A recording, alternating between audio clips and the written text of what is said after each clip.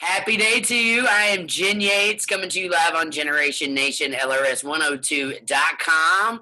And it is Friday. Give the Lady Drummer Some Fridays, where I feature female drummers and gender nonconforming drummers all over the world.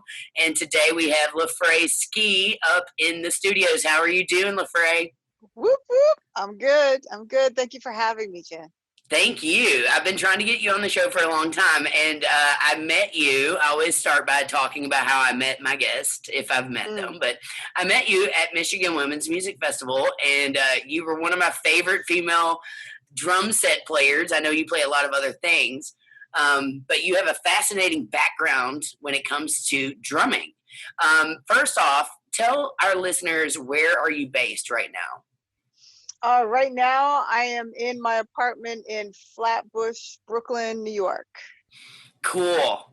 And how is that going with New York City being kind of the epicenter of what we're dealing with right now with this COVID issue? It's actually not great. And I actually live in a pretty ungentrified part of Brooklyn, and this COVID scenario is affecting everyone, but it disproportionately has been affecting people of color and in neighborhoods of color. So that's been a real challenge, and this neighborhood is definitely feeling it. So. Understood. Well, you're one of my faves, like I said. You've done a lot of really cool stuff, and I want to talk about that today. Okay. I love to give the female drummer some, because I feel like more than ever, we are coming to the forefront today, and the internet is allowing us to connect all over the world with these amazing female drummers. Yes. And it's so fascinating, and I'm always talking about how we should stick together, and I just love the platform to be able to talk to women musicians. So thank you for what you do, first off. Thank you. Yeah, and let's start with LaFrae. How did you get your start in music? Did you start when you were a kid? Did you have a musical family and so forth? Yeah, I mean, I definitely had a very creative family. And my grandmother made sure that my mom had music lessons. And so I grew up with a piano in the house and lessons. And my grandmother played organ in the church. And there was music always around me. And I think I figured out pretty early. But to be honest, Jen, like, most people don't realize it, but we're all drummers and we're all vocalists. You know what I mean? Like, most people think like, okay, I can't sing like, American Idol, or I can't drum like insert whatever drummer there, so I don't play drums. But really, life is about voice and groove, voicing, having a voice and feeling the groove. When you're in the groove, when you're in the pocket, life is happening. When you're not in the pocket, then you gotta sit your behind down. Yeah, I totally agree with you. And I love to remind people that we're born a rhythm machine. We have a heart that's pumping a certain rhythm, and once that rhythm stops, then so do we. So Yeah. we literally are born with a rhythm, and drums and vocals being two of the oldest instruments known to humankind. You know what I mean? That's right. Yeah, That's so absolutely. I love that. So grew up with a piano, all that. And how did you end up pursuing drums? Again, I think I was always a drummer. My parents bought me a drum set from Children's Palace, which was like, because my parents live outside of Dayton, Ohio. So Children's Palace, they bought me a drum set. I must have been about 4. And they have fake heads, like plastic heads. Yeah. I beat holes into those drums. And but maybe I drove my parents nuts. So they were sort of like, uh-oh, you broke it. You don't get another one. Yeah. So, but obviously that didn't stop me. Right. So, Obviously not. Because you've never next stopped. Time I got a chance, next time I got a chance to do something on the drums, I did. I always did. So. Yeah. And did you end up, like, throughout your life when you were younger, did you end up going to school and, like, being a part of a band in school or anything, or did you just do it on the side? I marched in high school. I marched snare in high school, and yeah, that was really funny. Well, because in the Midwest, marching band was a big deal, and at the time our high school was very deep into the Marching Bands of America competitions. So marching band rehearsal, band camp in the summer, and then rehearsals every day after school. And I started off playing flute my freshman year, and then most of the snare drummers graduated.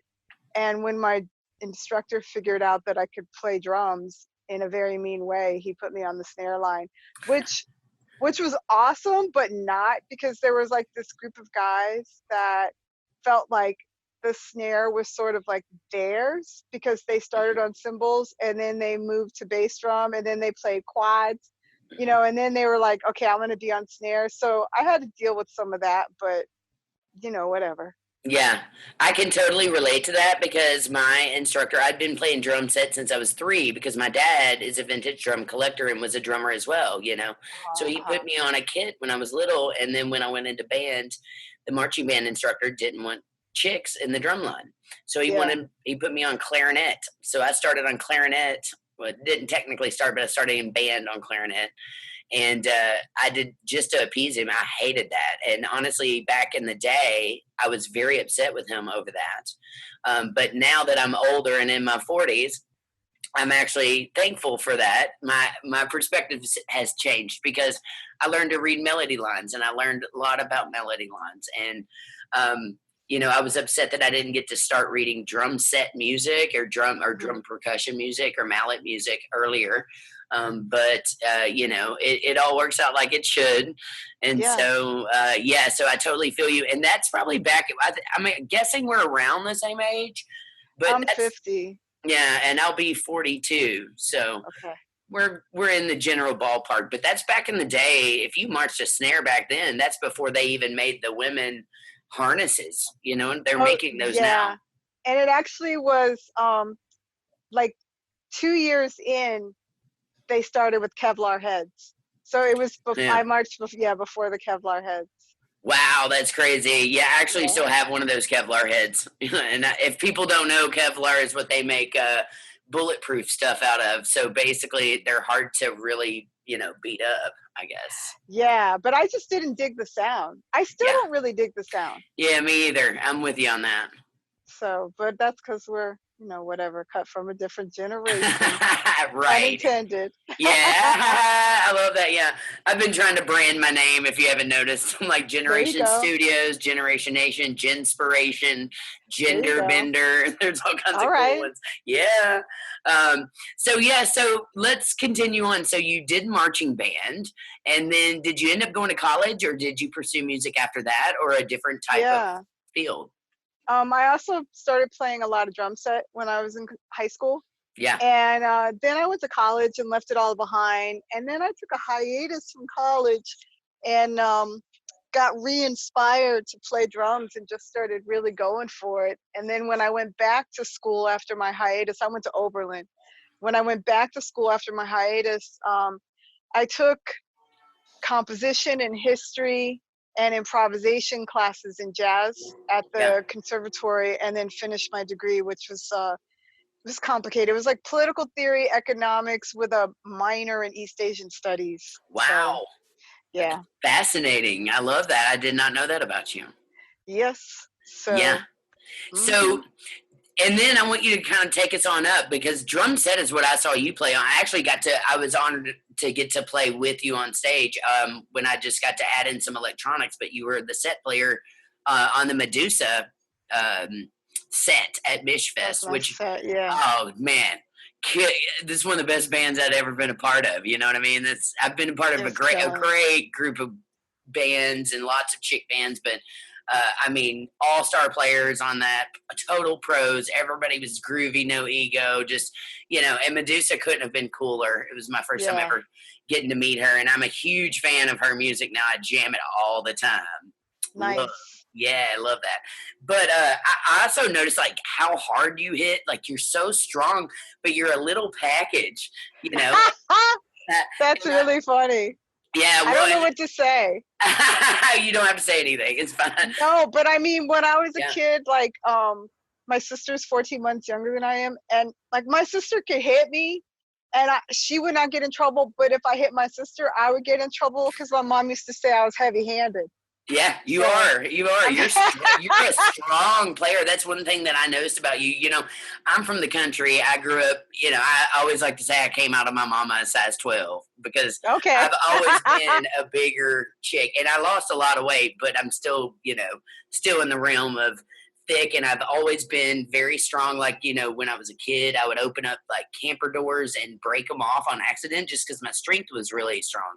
Yeah. And one thing I always look at when I watch drummers play is their strength because, you don't have to be physically muscular to have strength in drumming. Um, No. you know what I'm saying? So I love a chick that's kind of in a small package that can hit as hard as you can. It just blows my mind. You know what I mean? Okay, awesome. Yeah, Yeah. I just like let go and just let the energy, like I channel, Yeah. and it's just like always a very powerful energy that comes through. So I honor it by hitting very hard. Yeah. And what also surprised me is you're kind of like a jazz master, which jazz to me is a whole different platform, when it comes to drums and musicians. Um, Well, that's true, and actually, I can play soft, like really soft too, yes. when needed as well. So I guess we could say that I play dynamically. You Yes, know what I yeah, and mean? that's obviously something if you want to be a great master that you've got to master that softness. I try to encourage my students to work on their softness just because I feel like anybody can sit down behind a kit and just wail, you know what I mean? But Yeah. not everybody can sit behind a kit and be soft and have musicality and control and all that stuff that you need.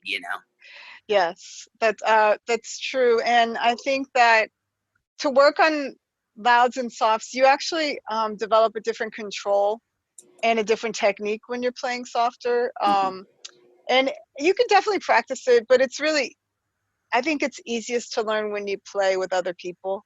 Because Yeah. when you're playing like with a vocalist or who might not have like a ripping voice, or you're playing with someone that's playing, or you're playing a ballad, or you're playing with someone that's like soloing on a woodwind without a mic or something, like, Hmm. you have to kind of just like support, Hmm. and so that's where that comes from. So I Yeah. think what jazz did was, it really informed my technique.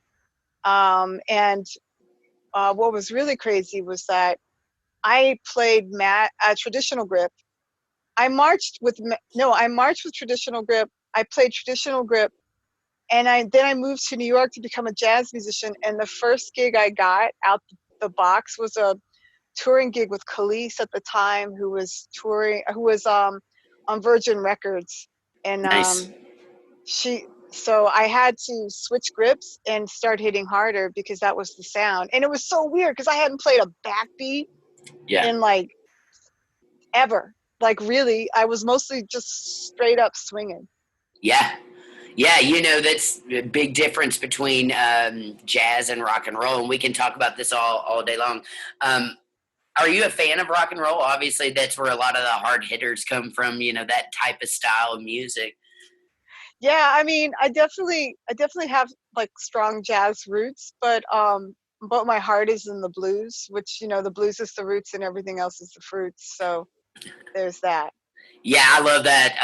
Just a couple years ago, I actually got to go to Clarksdale, Mississippi, and Nice. yeah, to the actual crossroads. And I've always been a fan of Robert Johnson and his music, and I got to learn his story and go see where they think that he died. But his Yeah. story is fascinating, and I got to do the tours and see how he put his guitars together and stuff, and just basically learn a lot about the blues, and of course where I'm from, you can play blues all day long. You can't right now, but under the circumstances. But Right, I right. toured with a blues trio, blues funk rock trio, mostly Uh-huh. blues out of Cincinnati there. So we did 170 shows on the road. So I really got my blues chops down. You know what I'm saying? Nice. Yeah, and Nice. and I forget what the quote is exactly, but there's a Willie Nelson quote out there that talks about blues music is the only music ever hardly that is written from a place of almost torment, but it makes people that listen super happy. Well, like the blues came from the African American experience, and it's the only music that was created here in the United States. Everything else was Right. imported. And but the blues, they say, you gotta get the blues to get rid of the blues.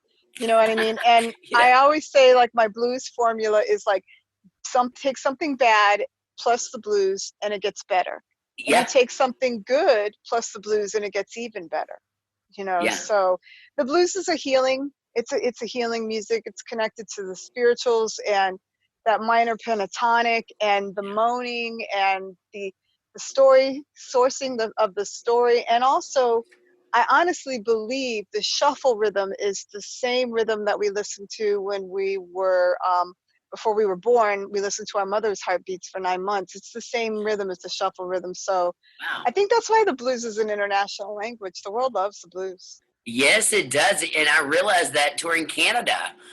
In America, we've got all these different styles, and all the young kids typically don't listen to blues. Where I'm from, at least my experience is it's mostly older people. And then I toured Canada, and it was all these 20-year-old kids coming to the shows, loving the Yeah. blues, and I was like, Love "Wow, the this is fascinating!" blues. So awesome. I love that. And I love what you just said there about the heartbeat of the mom. That's fascinating. Um, so you believe that the rhythm that before we're born of the mother's heartbeat is in a shuffle pattern? Yeah, the heartbeat is a shuffle pattern. Wow, Da-doom, I da-doom, never thought da-doom. about it, but you're right. Yeah, yeah, Fascinating. absolutely. I I love really that. do think that, because when I was like 13, I wasn't really into gospel music at all, except if I heard it at church. But I remember finding a record of my mother's. It was by the Edwin Hawkins singers, "Let Us Go Into the House of the Lord," and it had the first crossover gospel hit, "Oh Happy Day." Yeah. And I borrowed the record without asking from the basement and brought it to my room and was listening to it. And my mom came in my room and was like, "Well, number one, that's my record, and you didn't ask. Number two, I listened to that song every day when I was pregnant with you and asked myself, is this going to be the happy day that I'm going to have my first child?" So I immediately felt that record without realizing that I had listened to that record, you Wow. know. So That is there's your fascinating. non-scientific scientific proof. Yeah, no kidding. Well, we can talk spiritual all day because I'm a very spiritual person, and I definitely love when you're playing to tap into that soul, and that feel and that groove. Yeah. And like we were just talking about, and also we both, I know, love music healing and music therapy, and I love to preach about that on my show. Um, all the hurt stuff that you can listen to, and it's kind of an alternative medicine. But I keep saying to people, where would we be right now without music? In our current situation that we're dealing with the COVID issue, you know, music is the universal healing force of the world. And Sure. yeah, and people don't understand how important it is until I think a lot of people are now because we can't go to concerts. We can't do a lot of things that we're normally used to doing. All of the artists have been trying to do these online shows, which is completely bizarre, right? Yeah. So Gotta I've work with just what been you like, got. that's right, pivot, right? You got to That's pivot. right. Gotta make the pivot. Yeah, you got to make that pivot. So I find it fascinating about the heartbeat thing. I'm a big Mickey Hart fan too. Okay. Yeah. And if you've read any of his books, he talks a lot about, I mean, he's on another planet anointed, I think, when it comes to, he'll channel in like brain waves and turn them into rhythms in his shows. And Uh-huh. I don't know if you're familiar with the record he did. He did a record where he basically recorded his wife with his Uh-huh. son in her womb, Uh-huh. and he took that and made an entire like 50-minute side record out of it in honor of his son who was unborn at the time. That was Nice. fascinating. Yes, and I forget what that record's called. Some student gave me a copy of it not too long ago, but he's just one of those wacky characters that taps into universal things that most drummers never even think about. um, Yeah, because drumming kind of gets away from spirituality sometimes because people kind of lose the spirituality for the technique right. and the business, the commerce of it. But people find their way, I think eventually. Yeah. How can you not? Right. Trust the journey. I always say, just the universe is going to do its thing, and just trust Yeah. it. Yeah. Yeah. Doesn't mean you don't have to work hard, but at the same time, trust the journey for sure. So I want to talk a little bit about, you travel all over the world, doing lots of cool things with drumming. How did you get Yes. involved in that? Well, I mean, I moved to New York because I wanted the world to open, and I knew that I could get international gigs by living here easier than when I was living in Ohio. And so I made the decision 20 some years ago to move to New York because at the time I wasn't even 30 and I had the best paying gigs. At the time I was living in Cleveland and I Mhm. had like the top gigs in that zone. And I was like, what am I going to do now? Right. So I needed a bigger zone. Um, so I started touring and I was having a great time playing with all these different people and getting these gigs. And then I started doing touring for the State Department, and I really liked it because I got a chance to, like when I was on the road with like artists, I generally saw the airport, the hotel, and the green room, and that was it. Right. Um, but doing State Department touring, there's an interaction that's involved. So you do like a workshop and then you do a concert, or you do a concert and a workshop. And it's nice because if you do the workshop first, then everyone who's in the workshop comes to the concert height. And then if you do the concert first, then everyone comes to the workshop height. You know what I Cool. mean? And Yeah. so it was just such a nice thing. And I am a communicator. And I mean, as a drummer, it is my job to communicate. And so for me, like, again, I believe in groove being on and off the drums. Teaching workshops became an extension of that. So I did a bunch of State Department tours, and then I started my own organization called Groove Diplomacy, based on the notion that a groove makes you move, and movement creates community, unity, and change. And I partner with non-governmental organizations, NGOs, and U.S. embassies internationally, and create empowerment through music programming based upon whatever the identified objectives of their post are for the year. Maybe one post really wanted to, it was like the year of the teenage girl. They wanted programming that would uplift and push teenage girls from underserved communities or what have you. So I would create a program, and we generally do a bunch of workshops and have it culminate with an interactive concert. We've also co-created like the first jazz camp in Guatemala City. Wow. I built an 80-piece orchestra at a music college in Siberia that's in its 8th year. The only reason why I'm not touring with that group this summer is because of COVID. Hmm. It's been really great just creating and using music to heal and empower and build community, not just to simply entertain. Yeah. And I love that you do it worldwide. I obviously follow you on your social media, and it's always fascinating where you are and what you're doing. You know what I mean? Yeah, I like it too because I get a chance to hang out a little bit longer, as opposed to like one night in this country, one night in this country, one night in that country, which is amazing too. But after a while, you just like, well, was I in Paris? Because I didn't see Jack. Right. So it's like, I am in this city and I will be here for 2 weeks. And yes, Yeah. I will come over for dinner. And yes, you can take me to you and show me your favorite landmark, Yeah. and I'm gonna get a bus pass and figure it out too. Yeah, I would So love that too, because I was going to talk to you about, and I haven't done a ton of touring, but I've done quite a bit, a little bit, not as much as you worldwide though, for sure. And when I was out on tour, it was very lonely, uh, and I was even single at the time, but I didn't get to, it just wasn't the experience that I thought it was going to be.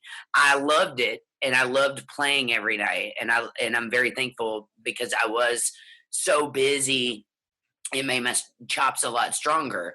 But at the same time, man, it was hotel room after hotel room after hotel room, and traveling, traveling, traveling. And we'd be in these cities that I wanted to see the landmarks and couldn't, and yeah, it's a lot of not sleeping and all this stuff that I had to deal with. So the fact that you get to go somewhere and stay there for like 2 or 3 weeks, now that would be a whole different experience, I feel like. But for me, it was a very lonely thing, and I found myself very sad to keep doing it, and I didn't want to give up my dream job because I dreamed of touring my whole life, you know, and then when I was doing it, I was like, man, this is not at all how I had imagined it to be, you know? Yeah. Yeah, I totally agree. So I was really grateful that I was able to pivot Hmm. and create a way to do it on my terms, and Yes. to also capitalize on skills that I had acquired along the way, and to also, while doing so, be able to open doors for some of my colleagues and peers and allow them to be of service through music and mentor other people and make a few extra bucks while seeing the world with me. Yeah, super cool. I love it. I love it. You know, and it's different, I would think, too, if you have a family life. I'm always so blown away by the musician women who have two or three kids in tow when they're on tour and stuff like that. You know, it blows my mind because Yeah. I am very comfortable in my own skin doing things by myself. I've always kind of been that type of person, very independent, not one to be tied down, you know, and stuff like that. But at the same time, I'm just like, wow, I can't even imagine doing that with children in tow. You know what I mean? Yeah, I mean, I guess that's the dream. I guess the nightmare would be to do that and have the children be home.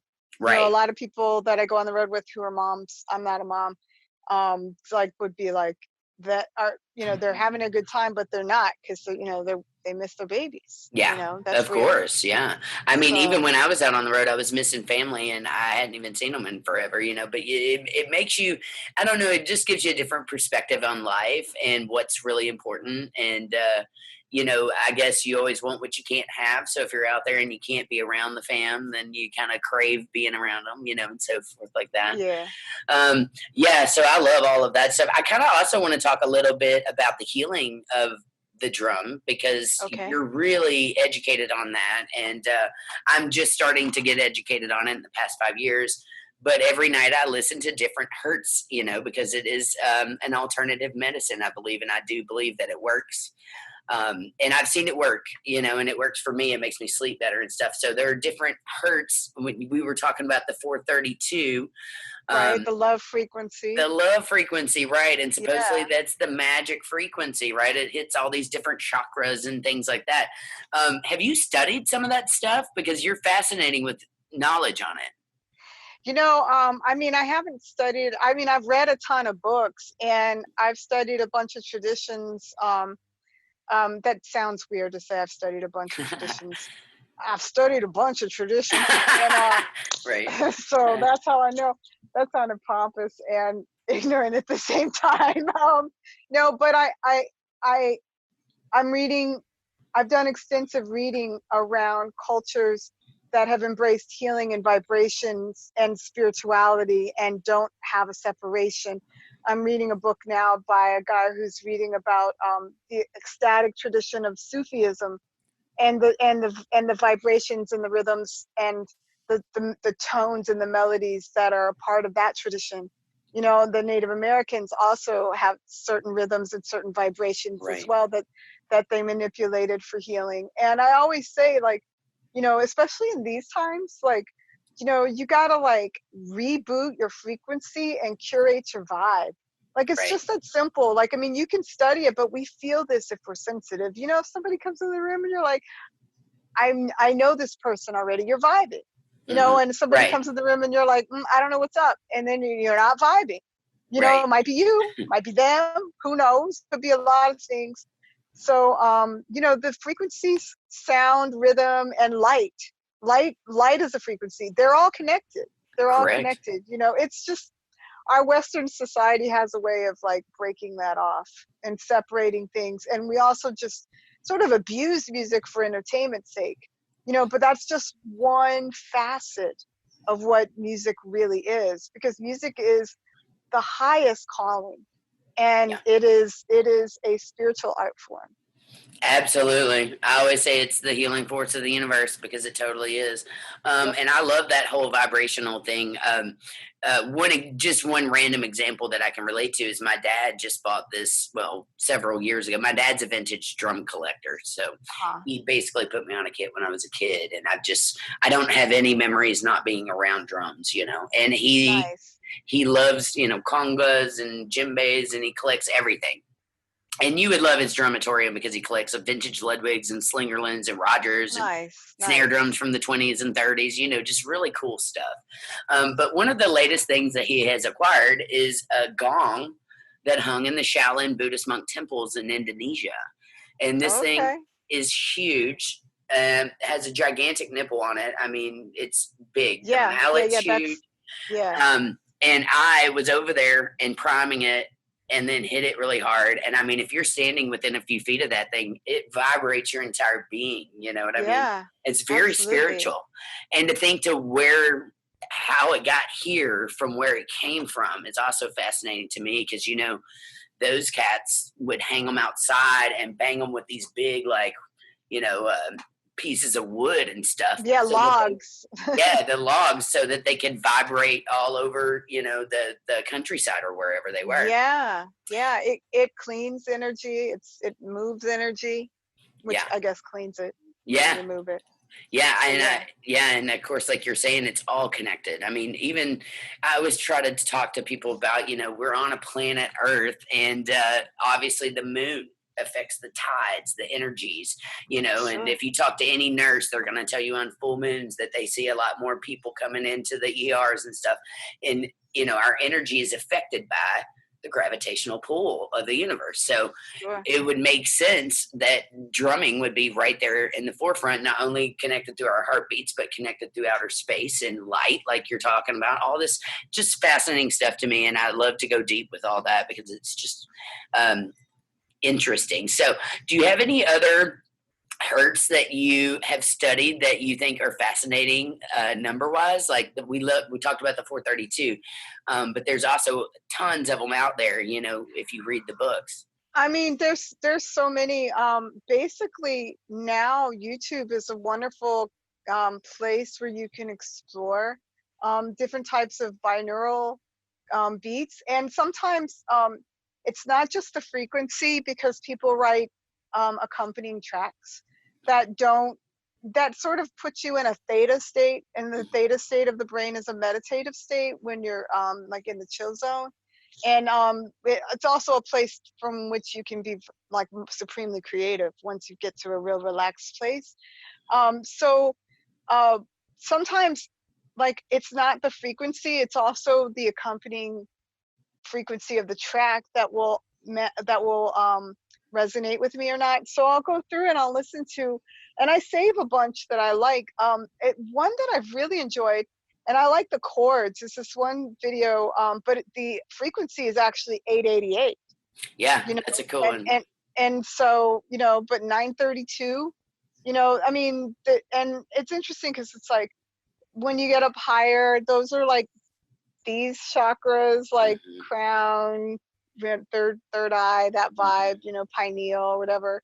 Yeah, So it just depends which one resonates with me. I've got like a whole laundry list of different ones that I like, but I also really love like low frequencies, and the planets all resonate at like these crazy, like if you put like 7 or 8 pianos in a row and imagine each piano being a little lower than the other one, like most planets resonate below human hearing, like 5 or 7 pianos down. You know what I yeah, mean? Like if you're yeah. gonna It's use, yeah. fascinating. So I like low tones, gongs, Hmm. didgeridoos have that low Yes. frequency that also the center of the earth supposedly vibrates at. Also, in there's an instrument, it's called the vargan in Mhm. Siberia, but some people call it a jaw harp. It's actually in a lot of cultures. It also has a very low frequency as well. That's Yeah. that's very spiritual. I'm with you. I love low frequencies. I don't know if it's a drummer thing or not, but I just love anything very low frequency. It's just very peaceful, like you're saying. And of course, scientists now they're starting to record all these sounds from outer space. That's where the Mickey Hart stuff was going with it, and using those tones for meditative stuff. And it is fascinating that our ear can't even hear some of those. Yeah, Um, yeah. and since you're talking about the YouTube stuff, if anybody's out there listening, if you go to my YouTube, I did create a playlist called Om and Zen, and I collect my favorite hertz that you're talking about, different ones that I really enjoy sleeping to or meditating to or just zenning out to. So Yeah. you can go listen to that and pick out different frequencies and whatnot. I truly believe in that. And, I don't know if it's a conspiracy theory or not. I do believe that there is some truth to it, but they did say that in I think the early 20s that like a German scientist had really studied that. And I forget what his name was, but he thought, Goebel, is it Joseph Goebel. Yeah, Joseph he Goebbels? was a Nazi.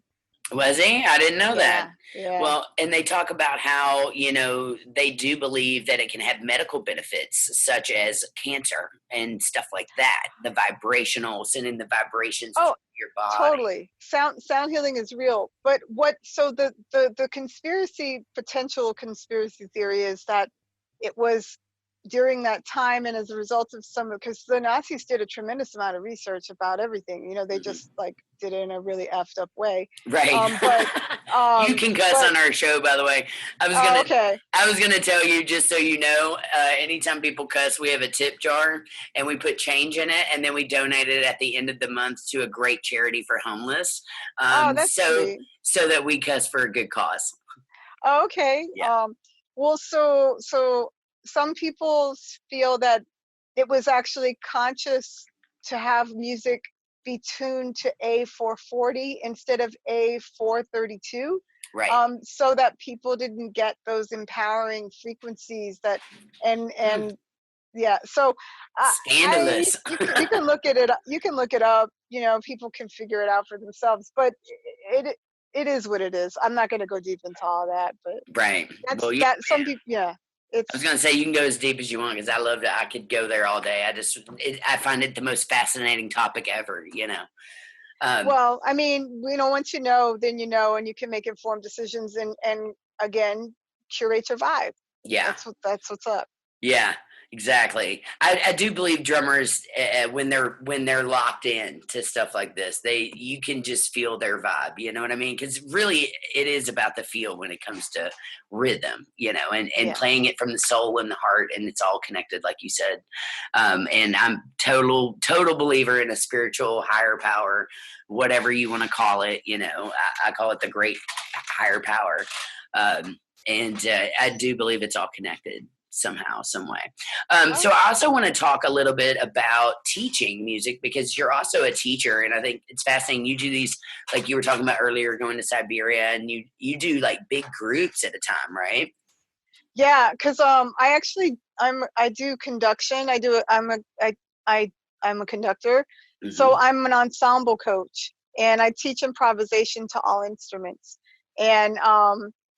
And so yeah, I used to I used to coach a band, a middle school jazz band for Jazz at Lincoln Center here in New York for a lot of years, bunch of years. I'm one of the founding teaching members of the Rock Camp for Girls, Willie Mae Rock Camp for Girls here in New York City. Super cool. And so I just love building ensembles, and I love. Some people ask me what my favorite instrument is to play. It's really the orchestra. It's just super cool. Whether it's something that I'm conducting that's improvisational, or hearing something that I wrote being played, it's just a Right. very cool experience. I like it very much. Yeah, I have the utmost respect for conductors, obviously, especially in orchestra. I've done a lot of orchestra and theater work myself, just as a player. Yeah, But there's just nothing like it. One that comes to mind is I got to be a part of The Legend of Zelda, the Symphony of Goddesses. And we nice. had about an 80-piece orchestra. And I was on like percussion too, getting to play all kinds of really cool stuff. And we had about 6 different percussionists, all reading stuff. And this was fascinating to me. I would love to pick your brain on this.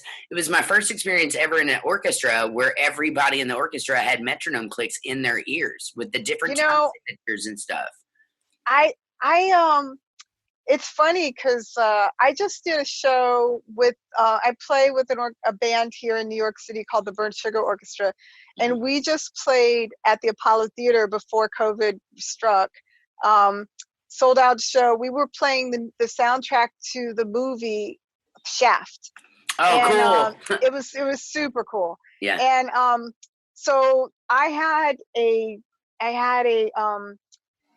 like a mini TV screen in front of me, because I was given like a cue when it was 30 seconds before the downbeat of the song was supposed to start, Mm-hmm. and then given an 8 count if it was a 4/4 song, and an 8 count to the downbeat.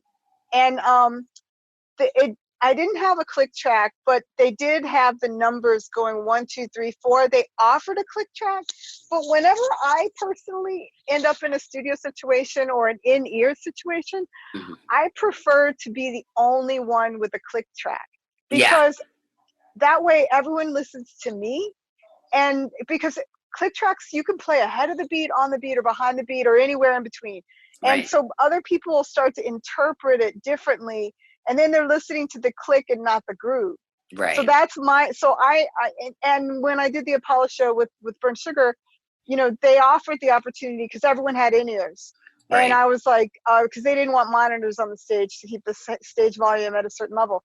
And I really just was like, I want to be the only one with the click, and everybody was just like, all right, whatever, okay. So I did it. So that's just how Yeah. I feel about it. I But totally, I'm with you. It just kind of blew my mind. And I kept thinking, oh man, this is quite intimidating. The 80-piece orchestra has at least one click in their ear, and the whole show was clicked. The speed ups, the slow downs, the different yeah, time signatures. And, there were times where I was like, wow, this is like 180 beats per minute and 5/4, and we're going to do it with an 80-piece orchestra with all clicks in our ears. Plus, we had the conductor too, and she had a click yeah, in her ear. So, yeah. it worked out well. They were a touring worldwide thing, and if you've ever listened to The Legend of Zelda or played the games, a lot of those games were created with brilliant like Japanese orchestras, and a lot of the games were actually made because of the music, Uh-huh. which was fascinating to me. In every game that they put out, which had started with the original Nintendo, and it's still going today with different systems. But if you've ever played the games, in every game, there's a sound that's never been supposedly heard by human people. And so they Uh-huh. had the composer on there talking about how he created the music for the video games, and the Triforce sounds, and you have to play an ocarina in one of the games. It's just Yeah. really fascinating to see that on a performing arts stage in front of thousands of people. Quite intimidating was my only experience in an orchestra that I had to wear a click. Um, Uh-huh. but as far as like stuff like Sweeney Todd and all that, I'm with you. I love to, if I'm gonna have to have the in ears, I like to have it and then let everybody else kind of follow along, because Yeah. we're watching our conductors anyway.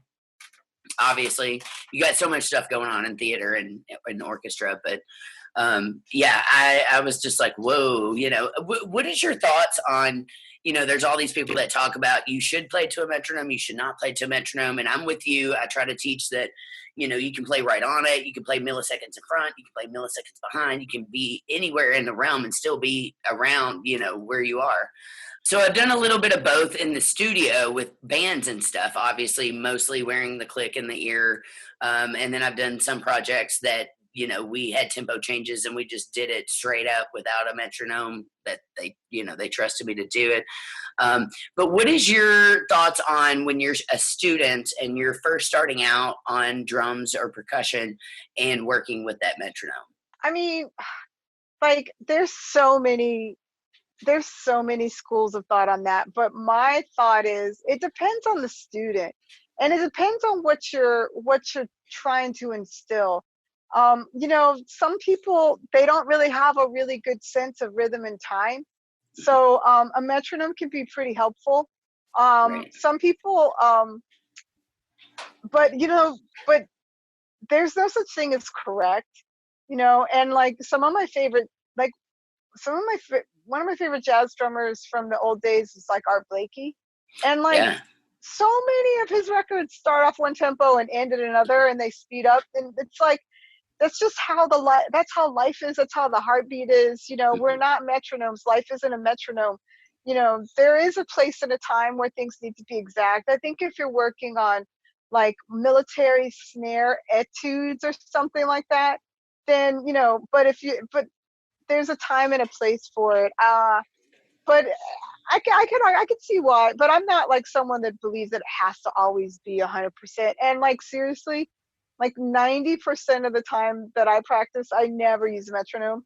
I Yeah. only use a metronome when I'm definitely trying to work my way up with something and be like, oh, I can see that I've made some progress because I was able to do it at this tempo, and now I can hold it at this tempo for 10 minutes, or you know what I mean? So Yeah. just a It tool. definitely, yeah. I love your take on that because most drummers or drum instructors are definitely one or the other. You know what I mean? But I love your take on, well, you can kind of be in the middle with it. It depends on what you're doing with that. Yeah. Yeah. Um, Another thing that you brought up is Art Blakey. Did I say that right? Blakey. Our Yeah. Blakey, yeah. Art Blakey, being one of your favorite jazz drummers. One of my favorite jazz drummers of all time is Tony Williams, and he Oh still yeah. still continues to blow my mind. He's definitely one of my top two to Yeah. study and to watch. And I mean, he was I call him an anointed musician because I feel like there are musicians Uh, out there that are on a different planet. Um, that I listen to him or I'll even watch his videos and be like, where is his one? We don't even know where it is. Like, he's yeah, just yeah, yeah. mind blowing. You know what I mean? These jazz cats are Yeah. amazing. He came out of nowhere, and he kind of came, like, he ended up, I think he was like 17 when he started playing with Miles. And the thing is that, like, a lot of these jazz guys and women, they grew up at a time when like a club would have a band play like 2 to 4 shows a night for 7 days or 2 weeks. So there was just a lot of playing and a lot of opportunities for the bands to get super tight. Yeah. And it's like that doesn't really happen anymore. It's more like one-offs, and so there's like just a different environment. So it's just different now. But Yeah. that's a big part of it. Like they were playing all the time, Yeah. and the more you play, the more you're playing. Obviously, yeah, yeah. And I wanted to ask you too, because earlier you said were you originally based in Dayton? You said, or you're just your parents? Yeah. Actually, my dad's a New Yorker, and my mom's from the South, the Florida Georgia line on either side. We have Oh, cool. family. But my dad was in the Air Force, so he was stationed at Wright-Patterson Air Force Base, and my parents still live there. They just bought a house and stayed. They live outside of Dayton in Beaver Creek, Ohio.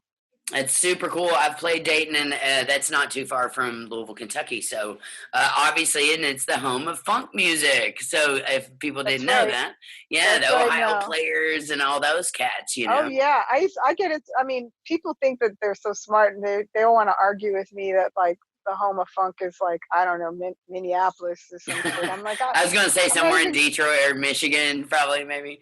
I mean, well, that was house and techno. Yeah. That was born there. But when people want to argue about funk music, I just let them go. I'm like, okay, all That's right, you crazy. tapping into that Zen stuff. You know what I mean? That you Like you just can't figure it argue with out. some people. Some people were just like, yeah, I'm just gonna let them think they know that. Okay, Yeah, but I'm a big fan of Ohio, obviously, because of the history of music there. Obviously, James Brown coming out of Cincinnati with King's Records and the funk and everything. I mean, there's so much history. Bootsy was in Oh, Cincinnati. Yeah, so many yeah. people. Shoot. Yeah, in fact, when I toured with the Blues Trio, it was out of Cincinnati, and my bass player was a guy named Freak Bass. I don't know if you've ever heard of him, but he is one of Bootsy's premier students. He's in his 40s now, and we're like brothers and sisters. Yeah, we'd be out on the road, and I always loved it because his Qtron pedal would go out or something, and he would just call up Bootsy and be like, "Can you ship me a pedal to the middle of North Dakota?" And literally the next day, there would be the pedal from Bootsy. I was like, "So, Nice, yeah, it was wild." nice. That's Yeah, cool. and I got to play with Razor Sharp. I want to give him a little shout out. Razor passed away last year, but Uh, he was in Bootsy's Rubber Band, and he also was in Parliament Funkadelic. And Joel nice. Johnson is his name. But I got to tour a little bit with him, and man, those stories talking about his days with George Clinton and his days with Bootsy, and and just hearing the stories about the stuff that went on stage and the drug Oh use that yeah. was behind it, and just I mean, it was some of the most fascinating stuff I'd ever heard. I just Oh loved yeah. spending time with that man. Nice, nice. LaFrae, if people want to tune into what you're doing, or are you still giving lessons right now during the COVID stuff?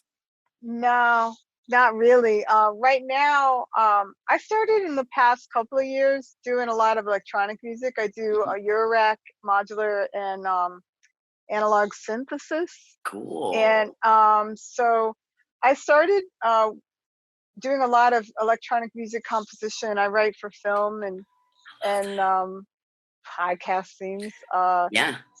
Yeah, just random stuff, plays. I just got Yeah. a grant and did a play. So right now, I'm continuing to work on a project that I've been contracted for out of Siberia. I'm taking music from the Evenki culture, which is a nomadic tribe in northern Siberia, and electrifying it with Cool. their permission. With their permission, it's going to be a collaboration that we'll do next summer. So I'm working on that, and I actually have stepped back to the rock camp for girls. I've been a teaching artist for them for 3 years, one of the founding teaching members, and right now I'm helping them plan virtual programming, virtual camp, Love and that. I'm here working from home, planning a camp, and I'm grateful for finding a way to pivot in Yeah. these times because all of my concerts and tours have been canceled through 2020. Oh wow. I just was reading from the musicians union that they were talking about that they are predicting that artists may not even, or musicians may not even get to play until fall of 2021. I'm like, that's next Yeah, fall. That's a long time. yeah, I totally I've heard understand that. why. But we currently have states opening up to concerts and stuff like that, and it's going to be an interesting thing to watch. No Scary. comment. It's a scary thing. No Um, comment. but also, before we wrap it up, I would love to talk to you a little bit about electronic music because I'm a geek in that sense.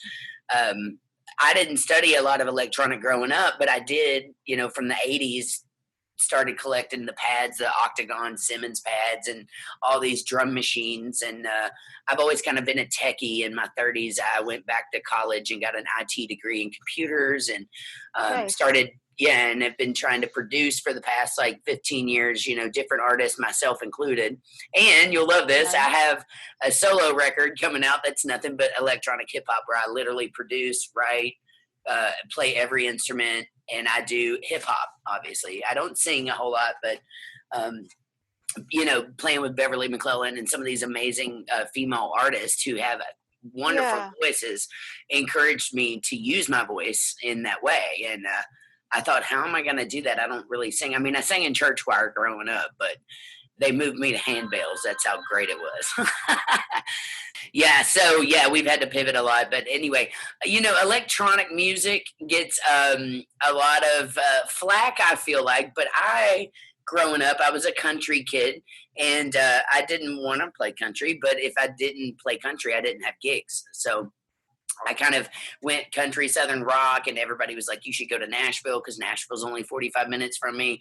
But that was the last thing I Oh, wanted to do. I wanted to play rock and roll, and I was a hip hop chick because I mean, I grew up birthed in the 80s, 70s, and 80s. So I was like, when the Message was coming out, that was one of the first CDs I bought, and when Debrat and Queen Latifah and like the early Salt and Pepper stuff, and just all these really awesome Moni Love, all these awesome early hip hop artists came yeah. out. That's what I was listening to. And that's what I loved. And then, of course, that love transferred into like getting into drum and bass stuff and techno and trance and house. And, now we've got Moombatron and trap and every kind of, I mean, within electronic music, there's so many different styles that it just blows my mind. There's thousands of different styles. So I'm a big fan of all that. And I love anything that, just has those 808s and those 909s. I just love that sound. And I love to try to incorporate Yeah. that in my live stuff. I've got a little duo right now that I've been just doing stuff with, just randomly. I think I told you earlier. I don't know if I told you this, but I suffered a hit to the head 2 years ago and took a fall, and because of that fall, it messed my neck and some of my nerve stuff up. So running down through Oh my no. hands, Yeah. So I can't feel my hands sometimes now, which is very scary for a drummer. And we've been looking into, alternative ways that I can bypass the surgery and stuff like that. But because of that, it's really messed my equilibrium up, and my health has taken a pretty hard hit. So I'm sorry to teaching, hear that, Jyn. yeah, I know it's kind of scary, but I'm going to I'm going to pivot and keep doing what I got to do to, keep That's it. rocking. But teaching, it's fine, but playing physically, I can tell a difference because when I hit those snare drum hits, like if you've got a song with a backbeat in it, Yeah. I get shocks to my body sometimes, and I have to be very, Oh, very cautious about how I'm sitting and how I'm holding my body and how I move my body when I play. yeah. And so because of that, I took less gigs, and I only took a residency gig like once a month, just because of Okay. the physical aspect of it. And as drummers, if we feel like we're playing at 100%, and then you go through something like that health wise, and then you're down to like 60%, and you're not at your best, for me, it's hard to want to play because I want to Okay. play for my heart, because I love it. But at the same time, I want to do 100%. And if I can't give that 100%, I feel like it's just hard for me to want to continue doing that. Obviously I'll always play, but have you ever experienced anything as you've gotten older with health issues that caused your drumming to be different in that sense? Oh yeah, I've had to work around. I had a broken leg once, and so it was my left leg, which is my hi-hat foot. So I used to just lock my hi-hat down and then put my leg up on a stool. Let me think. Um, yeah, I've had scenarios where I've had to adapt and change. I'm trying to think now though. But I mean, I've seen people just be resilient. I've seen people who don't have arms or hands or Right. fingers, like use, rubber bands or some sort of brace mechanism and play. People, just get to the groove. Yeah. I mean, I could feel you like, maybe you're going to mourn the way that you played, but it's really about accepting where you are in the moment. Yeah. I mean, that I think just be where you are right now, and it's okay. You know. Yeah. On that subject that you were just talking about, last Friday, I had a female drummer named Abby Kalk of Ab Show is her YouTube show. And she was born with just from the elbow down was missing basically. So she takes one of those rubber Hmm. straps, and she's a female drummer, and she Yeah. ties on a strap. And it was a fascinating interview because I was asking her, you can't feel things the same way. Your setup, do you have problems reaching for if you've got to reach to hit a floor tom? It was her right hand.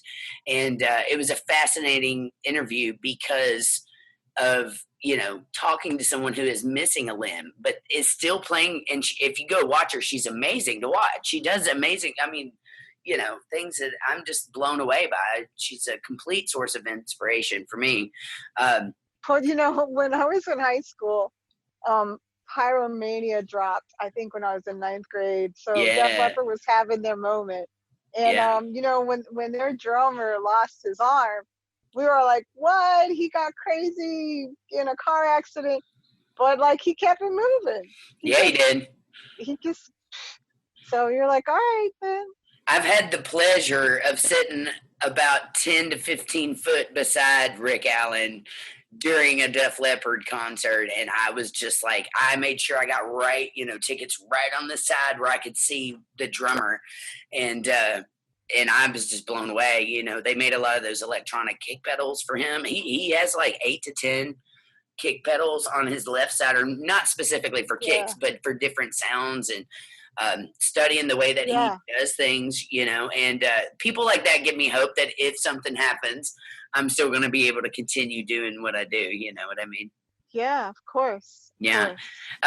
And I also completely inspired by people like Viola Smith. I mean, she's going to be 108 this year, and she is still drumming. I mean, that just blows my mind. Mm. Yeah. Yeah. It's So it's great. it's fascinating to me, because I'm only in my 40s. to be like, oh gosh, what's going to happen with the health stuff and how is it going to affect the playing later on? You can't predict it, but to watch some of these players who are in their 70s, 80s, 90s, and even 100 and something years old still playing, female wise is just awesome to me. Yeah. Yeah, very inspiring. So LaFrae, thank you for being on our show today. I really appreciate it. I always love talking to you. I could talk to you for hours. Oh, you're so sweet. I appreciate your being patient with me. I know we've been trying to do this for a minute, but this was Yeah. the perfect time, and you see where I am. All right, LaFrae. So thank you so much for being on the show. Check out LaFrae. She does some amazing things. And I would love an update eventually if you're over in Siberia and do have some, when we get back to normal. I'm going to say that we are, because I believe that we eventually in time will get back to normal. And we will eventually either find a vaccine or find something that will help with this. But when you get back over doing your norm, I would love a check-in on occasion just to let us know what you're doing. And people can check you out at groove-diplomacy.org. And I really appreciate you being on the show today, LaFrae. My pleasure. You take care. All right. Much love. I wish you much success, and stay safe in Brooklyn. Thank you. Bye-bye. You're very welcome. Bye.